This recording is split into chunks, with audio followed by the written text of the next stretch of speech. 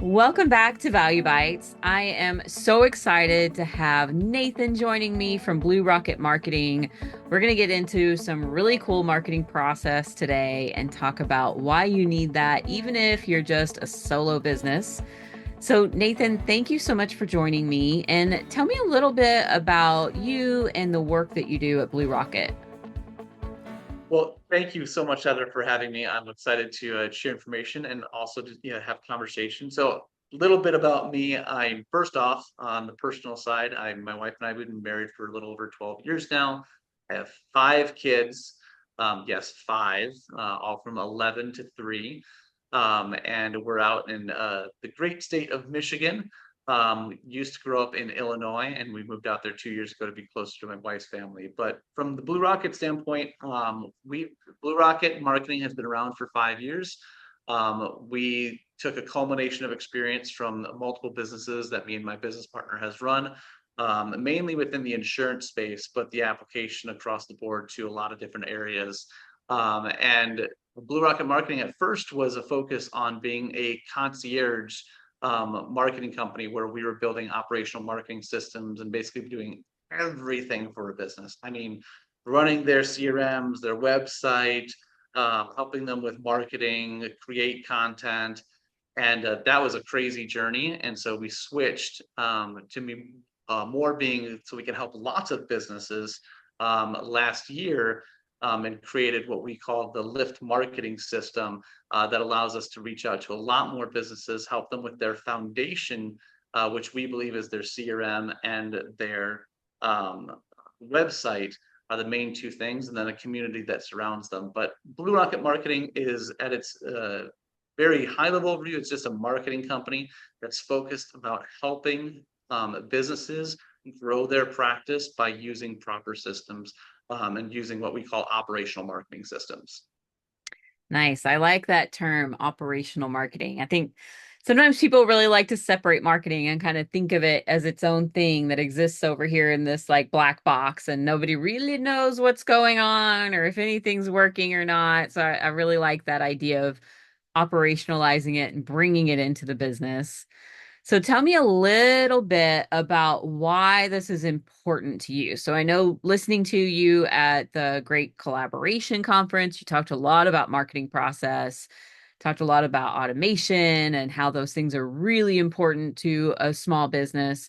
And so why is that important to you? What have you seen with, maybe where organizations have failed or had success that makes that so important to you?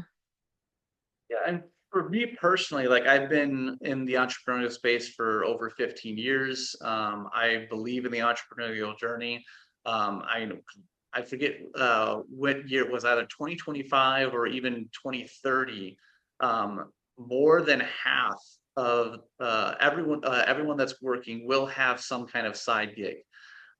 So a lot of people will be, are entrepreneurs already, and more getting into that space, and most of them don't have and understand the tools that they need to grow their business. And that's one of my, like, we've gone through tons of iterations of trying CEO, God, what, I can't even count. I have to use more. I think I need more hands and fingers to count how many CRMs that we've tried over the past 10 years and things like that, and in that space. And most people don't know where to turn to find information. There's too much information on the internet. They've been burned before by working with marketing organizations or marketing organizations. And that's really where our passion is to help guide them into those areas of saying, hey, we've been there, we've done that, we got the t-shirt, we burned it, so that you don't have to do that. And that's really where our passion comes from, of helping small businesses in that world, because the vast majority of everyone that's employed is from a small business, and they need as much help as they can get. And we don't believe that most marketing companies are really helping in the way that we see to build those operational marketing systems and get them to where they want to go. Tell me a little bit more for those listening who may not be familiar with the term. What do you mean by operational marketing systems? That's fair. I'm I glad you know what asked, you Heather. mean, but If someone So, doesn't know what that means. yep, operational marketing systems, the definition that we use basically means that the things that they are doing on a regular basis to be able to do marketing. So it includes things like what CRM are you using or not using? What do you have a website? How is it functioning? Do you have a social media presence? All those things are operational in nature of setting them up. And most people want to get to the end goal of, well, I just need leads. I need people to talk to. So I'll take a step back and just say, and based on our experience in the marketing world, what we see is that there's two paths that most marketing agencies take. Is one is the roadmap path, where here your instructions, here's the guidelines, here's the videos. If you follow everything, you're going to be successful, which is a great model. It works. The problem is that what most businesses experience is that something's technical in nature. There's some kind of setup that they have to do, and they struggle with that, and they get frustrated with the process, and they say, that doesn't work. Or the other side of it is the lead generation world, where, hey, we're going to do everything for you, and what's going to pop out at the end is leads, which is great too. Like I said, that's needed. The frustration that happens there is that when businesses are like, I didn't get a good batch of leads, or my budget changed, and now I don't really want to use that system anymore. Well, when they get rid of it, they're back to square one because that system was not theirs. So that's what our focus is, combining both those aspects and bringing together to be a partnered solution and say, hey, build your foundational marketing system, and we're going to help you do that, but you're responsible to understand what that looks like and operating it and using it on a regular basis. And that's really what we mean by, that's a really long answer to what we mean by the operational marketing system, the presentation, the systems, all those different aspects. Yeah. Yeah. And I like how you mentioned kind of the two sides of the coin there, because, we kind of have a saying internally here that leads are not the problem, right? Like anybody can get you leads. The problem is, what the heck do you do with them after that? Like, how are you working them? What process are you putting them through? How are you really following up and making sure that you're doing your due diligence? It's easy for people to forget that marketing is an act of repetition. And you need to get in front of these leads multiple times before you can call them a bad lead.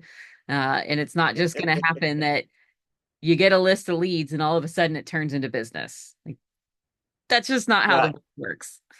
I mean, you know the statistic, but for everyone that's listening as well, the not average sale, the vast majority of sales are made within the seventh to 10th touch. And the quicker you can get to 7 to 10 touches, the more sales you are going to make. Yeah, I bet it's even more touches now. We're all so distracted and there's Yep. so much going on. I bet it's more like 20.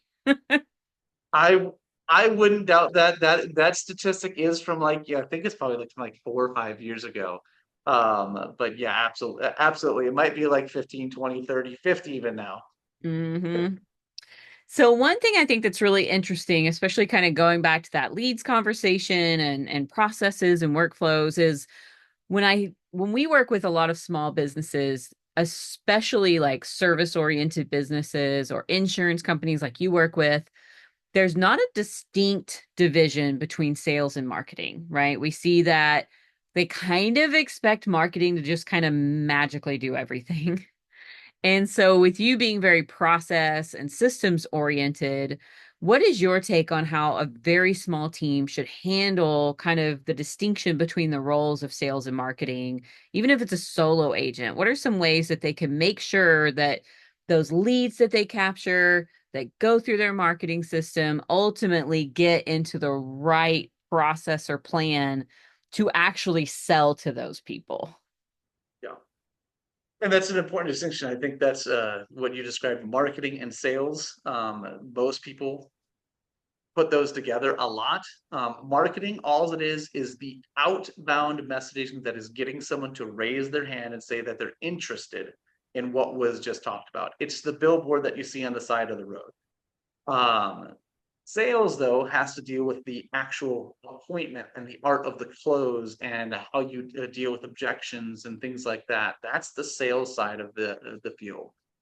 And so for small businesses and people that have small teams, or even as a solo entrepreneur, you're wearing both those hats, the marketer and the sales hat. And so as a marketer, you want to think, well, how do I get to the target audience that I want to and the marketplace that I want to with the right message that is going to get them to say, yes, I'm interested, to move them to ideally probably an appointment or a phone call or coming into the office for something. That's what the goal of marketing is to do, is to get them to the end result, whether it be, filling out the form, this, booking an appointment, all those different aspects. Sales then takes it from there and says, okay, well, now I'll deal with the actual appointment, talking about the presentation, selling the product or service and things like that. And that's really where both of them work hand in hand. And then part of that is, and the answer to a lot of that for a solo entrepreneur and small business is, and I know it's a buzzword right now, but is automation. The only way that you can multiply yourself without going out and hiring someone else is to leverage technology and leverage the power of automation.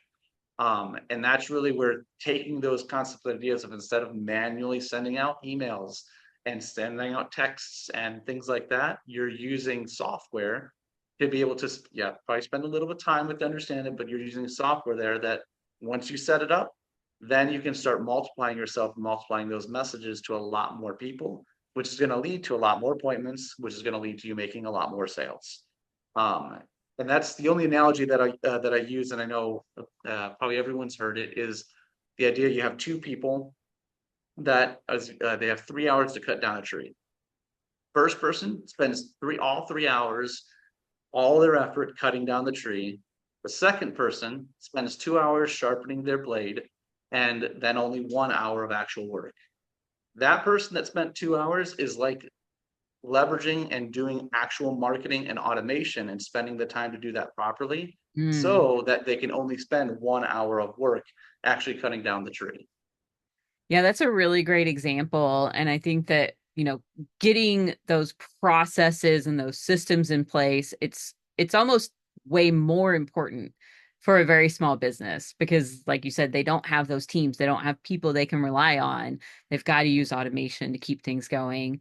And I think it also gets to a point of, if you're not using a CRM that's reminding you when it's time to follow up and when it's time to push people through the process and when those renewals are coming up and all those opportunities to continue to sell, it's so easy to just forget things and let it slip through the cracks. And, when we You see a mean business that doesn't use a CRM, I'm like, how are you here?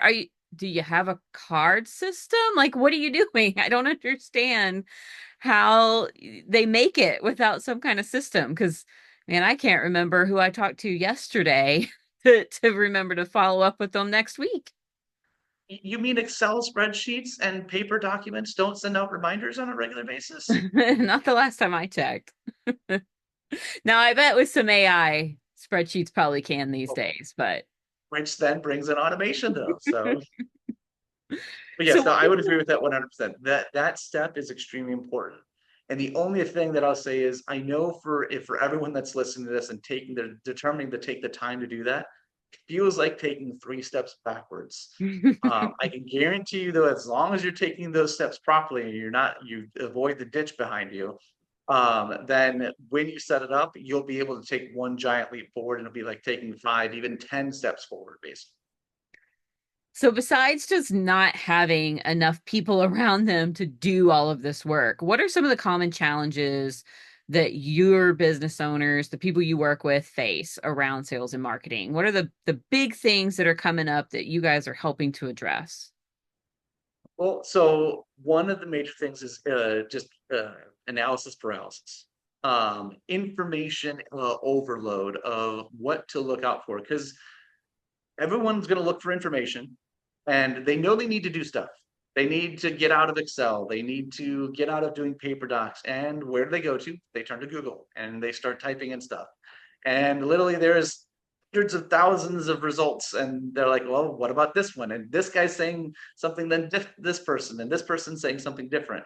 So that's one of the main things, is we avoid all of that by saying, hey, here's the roadmap, here's the system. So We directly recommend a specific CRM. We directly recommend a specific website platform that we will help them integrate and utilize. Those things get out of the way of that information and overload and analysis paralysis concept, because we've used them to build our own companies. We're not recommending systems that no one else has used or things like that.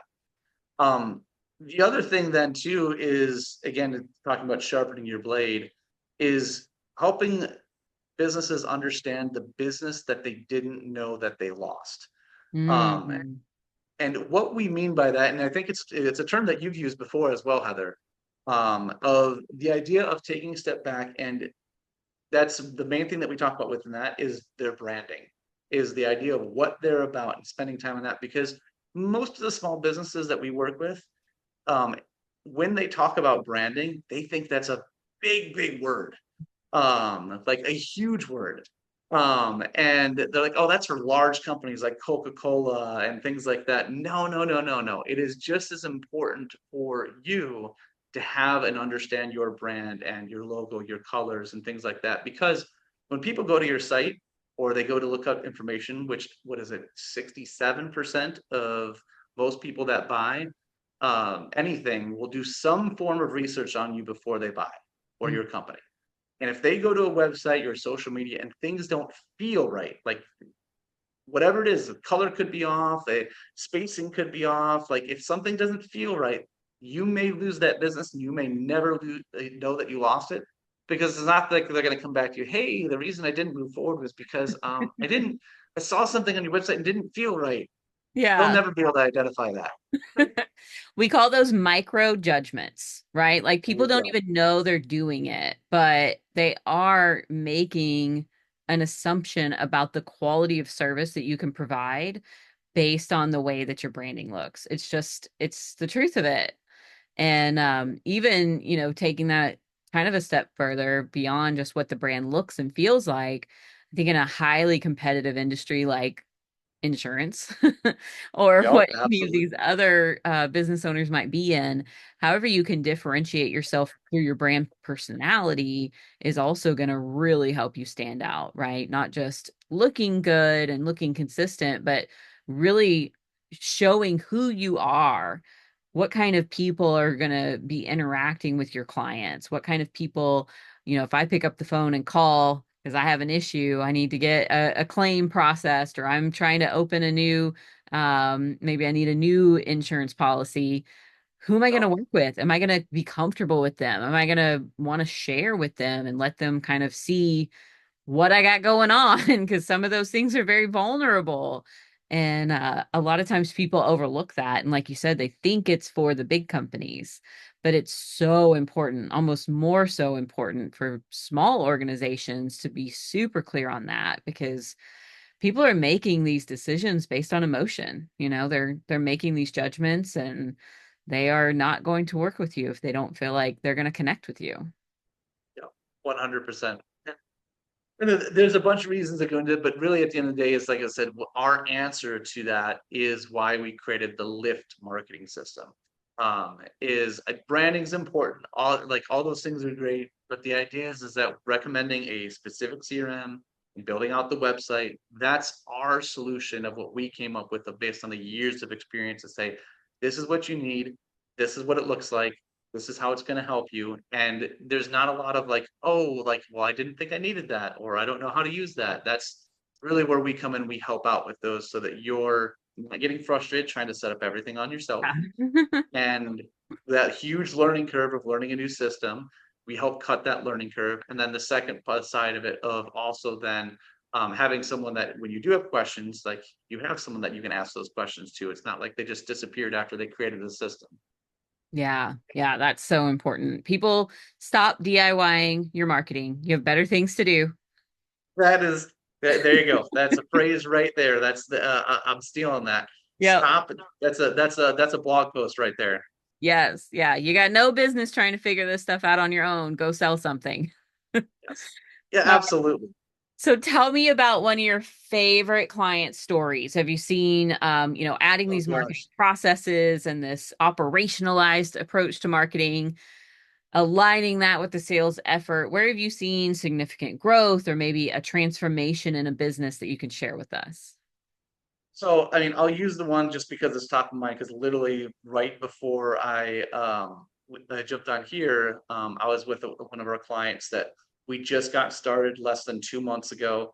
And so in the first month, well, the first 2 weeks, we had their website up and running, we had their CRM all in place, um, their contacts were in the system, and within 2 weeks after that, they already had two um, two leads coming through their brand new website that we helped them build, and they ended up closing both those leads. And so that for her, because they had a site beforehand, the Mhm. site was terrible.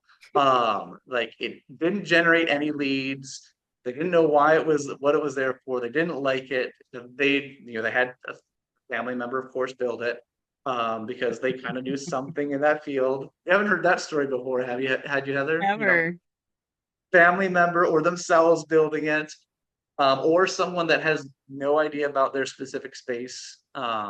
That's another really important thing. Trying to find someone that at least understands your niche. They can help other people in different niches, but if they don't understand your space, Hmm. you're gonna spend too much time trying to explain what they type of content information they should be putting on websites or anything like that. But so she was totally excited about that because that's the first time that she's generated anything, any type of lead and close. Like she's at 100% closing ratio right now, Nice. um, from the website. So that's really cool for us. The only one, other one from the other side is we helped a company with recruiting, and same thing. Within 3 months, built out their systems. We did what's called a database reactivation campaign. So they had literally over 2,000 applicants. They're a health insurance agency that was getting ready for open enrollment. They had over 2,000 applicants, but they had no follow-up system afterwards. Mhm. So we did a database reactivation campaign, helped them out with that side, and within that first month, they hired 23 people.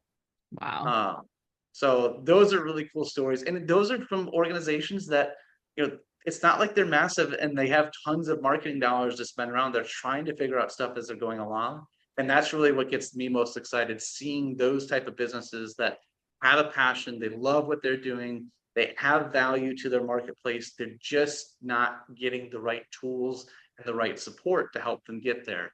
And that's what's really most exciting to me. Yeah. Yeah, it's interesting what happens when you actually nurture the people in your database. It's Crazy how amazing. that works.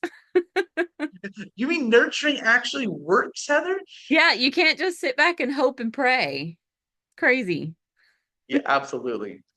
Like I I, said, everything on there is 100% true. But that's like I said, that's what can be for most small businesses. Is that's why you work and you find the right marketing company to work with. That's going to help you and understand those things. And Heather, you said it best. Leads are not your problem. Your Mhm. marketing systems are your problem. Yeah. Yep. Yep. Anybody can get you a list of people, but figuring out a I'm way sorry. to turn those people into paying clients is a very different situation. I'm gonna share one other one as well because this is a little bit larger client, but just on the saving money side, like literally, they we just have a client that is spending. I won't name names of what they're spending their money on, but they're spending $15,000 a year on a CRM, and they're spending $2,500 a month on their mailing systems. Um, and literally we're able to come in, replace both those systems for a fraction of the cost and still achieve the same end result because the system, it's a really awesome system. They were sold on all the amazing things it can do, but no one's helping them implement it. So they're literally, I'm like, Mm. on a scale of 1 to 10, how much you're using that system? They're like, yeah, we're using it like a one. Oh man, what a waste of budget. That's Oh gosh. terrible. Yes. All right. Well, So we are very big on vision over here, and we think that clear business vision goes hand in hand with marketing and growth and really scaling up your organization. And so I'm curious, from what you see in the insurance world and the people that you work with, what is the impact of the business owner or the leaders having a really clear vision for where they're going with the business. How have you seen that kind of trickle down, into their teams or the leadership, or even if it's just one person, as you've worked with all of these different people, how have you seen this impact their results and impact where they're going? I mean, I'll give, and I'm sure you're very familiar with, and you probably talked about this before, but one of my favorite people that talk about those aspects is Simon Sinek, uh, with his book Start with Why. And that's something that I think if I'm talking about this and you are like, oh, who the heck is Simon Sinek or Start with Why, you should go get that book. Yeah, That is so good. that helps tremendously. But in that, I'll first address the part like if you have anybody on your team, just even one other person, your vision is so important because and I forgot who said it, but your vision has to be able to encompass vision of the people that are working for you. Mm, And if it doesn't, then that's one of the reasons that it may not happen in 3 months, it may not happen in a year, but at some point that person is going to leave because your vision does not encompass anything that they want to accomplish as well. So that's one thing that I'll say is, understanding that vision. If you're talking with, the people on your team and they're like, and their vision seems like bigger than yours, you need to go back to the drawing board and figure out, okay, where are we going? Why are we doing this? What's our passion? How are we going to affect the industry that we're in? That's why that's important because people don't care about what you do until they care about why you do it. Um, or rather, I'm mixing phrases, but the idea that people don't care about what you do until they understand that they care about you. I'm mixing the phrase up, but I yeah, mean, that's so true. And especially, when I think about insurance, it's such a, it's so competitive to get really good producers to stay with you. And if you're not putting forth a business vision that includes them and includes amplifying their own vision, you're not going to keep those people. That's a really great example. And we see it as if you're putting all of this effort into your marketing and into your growth and you don't know where that's ultimately taking you to, how do you know that what you're doing isn't going to land you somewhere that you don't like? You can build a big business, you can grow revenue, you can do all of these things, but if you're not angling it towards a very specific vision, you may end up with a business that's profitable, but you hate it. and, and we've experienced this ourselves. One of the things by having a vision, it's not only the things of what you are going to do, but it helps you understand the things that you will never do. Yeah, yeah, Uh, that is probably one of the most key things. If you don't have that vision, then any shiny object or a good thing that you think is going to help you get to where you want to go, which typically for most people is just, I want to make more money, which is fine. But there are so many paths to be making more money in your business that if you don't define that, then anything that comes across your path will take you in a different direction and you won't be effective at the thing of getting to where you want to go. That's yes. something that radically changed our business of saying, oh, here's a vision that's great, but here's also the part of our vision of which the things we are not going to be doing. Like we are not going to help out with, we are not going to say yes to. Yeah, yeah, it is. It's really hard to make those decisions if you don't have that, if you haven't really spent the time to decide where you're going, what you're going to do, what you're all about. We call it, so we kind of like to think about it as your vision for your business and yourself, and then your guiding values. And that vision is the thing that you'll kind of sacrifice everything for to get there, except your guiding values are the things that you will not sacrifice no matter what. It may seem like it's going to get you close to that vision, but if it goes against your guiding values, then it's a no. And it makes decisions so easy to make. Yeah. If you don't have those guiding values, well, then I have a bridge to sell you in New York. Okay. Yeah. Awesome. Well, thank you so much for joining us, Nathan. There was so much awesome information that came out of this. Where can folks connect with you to learn more? Maybe they need a website, maybe their CRM is making them bang their head against the wall and they need some help. Where can they find you? The best way to find us is by going to www.bluerocketagency.com. That describes everything that we're doing, talks about our live platforms. You want to have a consultation with us. We love having those conversations, and we would love to stop the bleeding on your head from banging your head against the wall.